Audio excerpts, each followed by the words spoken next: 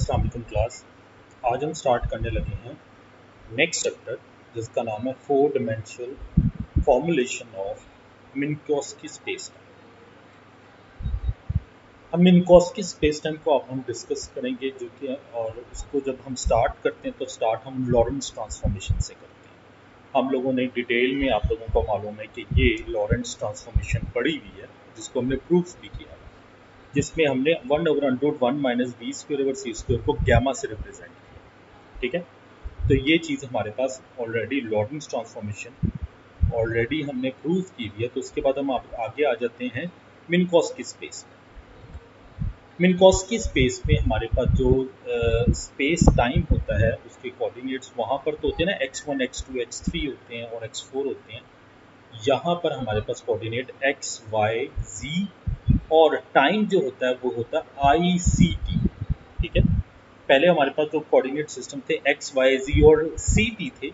यहाँ पर क्योंकि जो फोर डिमेंशन हम उसको फिजिकली तो नहीं लिख सकते, तो फोर डिमेंशन में थ्री तो रियल कोऑर्डिनेट्स होते हैं और जो चौथा टाइम का कोऑर्डिनेट होता है वो इमेजिनरी होता है, इसलिए x4 के साथ उसने ICT लिखा, जिसमें I इमेजिनरी नंबर है, C स्पीड ऑफ लाइट है और T जो है वो टाइम है। ठीक है, तो x1 x2 x3 x4 जिसमें x1 x है, x2 y है, x3 z है जो कि स्पेस के कोऑर्डिनेट आ गए और x4 जो है वो ICT है। तो इसको हम कहते हैं फोर डिमेंशनल स्पेस और जिसको मिन्कोस्की स्पेस या वर्ल्ड स्पेस या स्पेस टाइम कॉन्टिन्यूम या फोर स्पेस भी हम इसको कहते हैं। ठीक है, अब अगर हम इसका मैग्नीट्यूड लेना चाहें तो मैग्नीट्यूड क्या होगा, यानी कि डिस्टेंस अगर हम फोर स्पेस का लेना चाहें, एस स्क्वायर किसके इक्वल आ जाएगा, x1 square plus x2 square plus x3 square plus x4 square which is equal to X square plus Y square plus Z square minus C square T square. ये minus क्यों आया, क्योंकि iota square का answer क्या आएगा, -1 आएगा, इसलिए यहाँ पर ये minus C square T square है। ओके, अब हम कहते हैं कि Lorentz transformation are design so that the speed of light remains constant and s dash inertial frame. हमने जैसे पहले पढ़ा था कि ये जो स्पेशल थ्योरी ऑफ रिलेटिविटी का उसको जो पॉस्टुलेट है कि जो स्पीड ऑफ लाइट है वो सेम रहती है तमाम कोऑर्डिनेट ट्रांसफॉर्मेशन के अंदर, तो इसके अंदर भी वो क्या रहेगी, सेम ही रहेगी। ठीक है, so this condition is equivalent to require that the position vector in four space is held invariant under the transformation. तो कह रहा है ये जो आपके पास स्पीड ऑफ लाइट की जो कंडीशन है, इस कंडीशन को अगर हमने फुलफिल कराना है तो एक हमें ये रिक्वायरमेंट लेनी पड़ेगी कि जो पोजीशन वेक्टर होता है वो एस फ्रेम में और एस डैश फ्रेम में इनवेरिएंट होता है, मतलब वो चेंज नहीं होता। तो इसलिए X dash plus Y dash square plus Z dash square minus C square T dash square equal होगा X square plus Y square plus Z square minus C square T square. यानी कि ये दोनों transformation का जो distance है, ये जो पोजीशन वेक्टर है वो क्या होगा, सेम होगा। ठीक है, ये क्वेश्चन इक्वेशन नंबर 2 में उसको ना जस्ट उसने टेंसर फॉर्म में उसको रिप्रेजेंट किया। ठीक है, अगर आप इसको ओपन करेंगे ना, टेंसर समीशन को ओपन करेंगे तो ये ऊपर वाली ही चीज बनेगी। अब जैसे हमने पहले पढ़ा हुआ है कि y डैश y के इक्वल है और z डैश z के इक्वल है, तो x2 डैश x2 के इक्वल होगा और x3 डैश x3 के इक्वल होगा। लॉरेंट्ज़ ट्रांसफॉर्मेशन से पढ़ा हुआ, तो ये इक्वेशन नंबर जो 2 है ना, या ये ऊपर वाली जो इक्वेशन है, इसमें x2 और x3 इधर दोनों तरफ से कैंसिल हो जाएंगे और हमारे पास इक्वेशन आ जाएगी x1 dash square plus x2 4 dash square is equal to x1 square plus x4 square.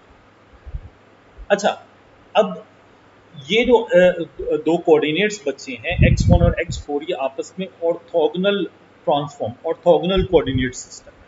अब ऑर्थोगोनल कोऑर्डिनेट सिस्टम में आपको पता है कि दो कंडीशंस होती है, एक लेंथ प्रिजर्व करती है और एक एंगल प्रिजर्व करता है। ये चीज़ हमने ऑर्थोगोनल ट्रांसफॉर्मेशन में आप लोगों ने पहले पढ़ी होगी। ठीक है, तो जो पोजीशन वेक्टर होगा, अब जो पोजीशन वेक्टर आपको दिखा देता हूँ, ये देखें, ये p पोजीशन वेक्टर है, ये x1 x4 कोऑर्डिनेट सिस्टम है और ये x1 dash x4 dash coordinate system है और दोनों कोऑर्डिनेट सिस्टम के अंदर जो एंगल है वो थीटा है।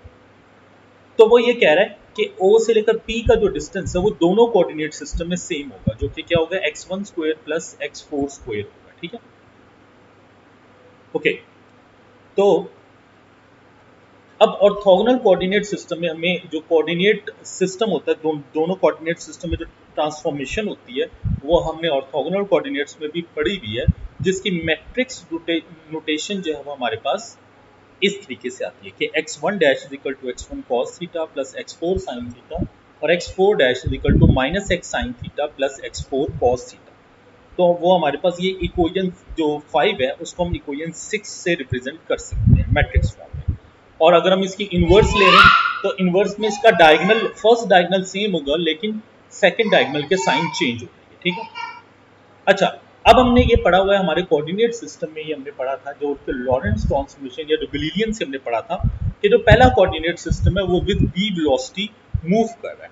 अब फर्ज कर लें जो पहला एस फ्रेम जो है वो विद v वेलोसिटी मूव कर रहा है और वो कंसाइड हो जाता है s dash reference of frame में, तो हमारे पास x1 डैश जो है यानी कि s dash reference of frame जिससे वो कंसाइड हुआ वो क्या हो जाएगा, फिर जीरो हो जाएगा, ठीक है। x1 dash is equal to zero हो जाएगा।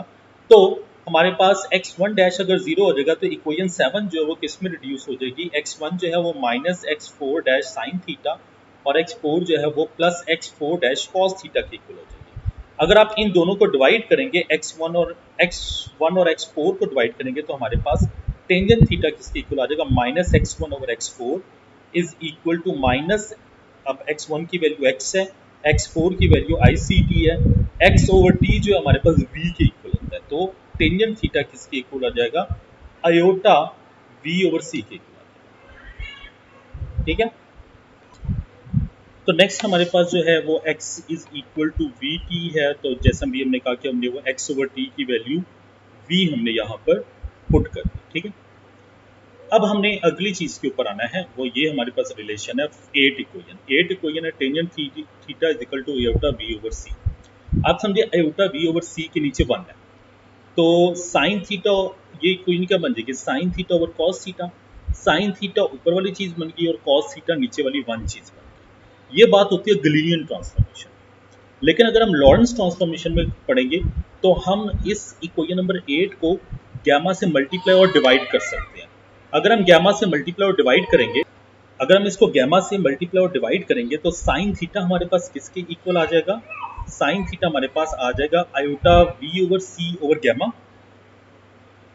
और कॉस थीटा हमारे पास ओनली गैमा के इक्वल आ जाएगा, ठीक है। तो वो जो 1 1 साथ आ रहा था वो किससे रिप्लेस हो जाएगा, गलीलियन में वो 1 1 होगा और लॉरेंस में वो क्या हो जाएगा, ये वाला रिलेशनशिप हो जाएगा जो कि आपको पता है कि ये स्पेशल थ्योरी ऑफ रिलेटिविटी का रिलेशन है, गैमा आ जाता है ऊपर नीचे। तो अगर साइन थीटा और कॉस थीटा की हमारे पास वैल्यू आ जाए तो अगर हम इसको इक्वेशन नंबर 5 में यहाँ पर पुट कर दें, ये इक्वेशन नंबर 5 में एक साइन थीटा और कॉस थीटा की वैल्यू पुट कर दें तो हमारे पास x1 डैश और x4 डैश हमारे पास आ जाएगा, x1 डैश इस चीज के इक्वल आ जाएगा, इसमें आपने क्या किया, वो साइन थीटा और कॉस थीटा की वैल्यू पुट कर दी और x4 डैश में भी साइन थीटा और कॉस थीटा की आपने वैल्यू पुट कर दी, ठीक है। तो हमारे पास ये, और अगर हम इसके अंदर x2 और x3 भी कंप्लीट ट्रांसफॉर्मेशन बनाने के लिए करें तो हमारे पास जो Lorentz transformation in Minkowski space of time में इस चीज में आ जाएगा जिसमें गैमा आपके पास एक रिलेशनशिप आ रहा होगा जो कि कोफिशिएंट में आ रहा होगा, ठीक है। तो ये हमारे पास लॉरेंस ट्रांसफॉर्मेशन थी और ये हमारे पास मिन्कोस्की स्पेस ऑफ टाइम की ट्रांसफॉर्मेशन, ठीक है। तो इसको अगर हम मैट्रिक्स नोटेशन में चाहें इक्वेशन नंबर 9 को, तो मैट्रिक्स नोटेशन में हम इस वे में रिप्रेजेंट कर सकते हैं, वो आप बहुत इजीली इसको रिप्रेजेंट करा लेंगे।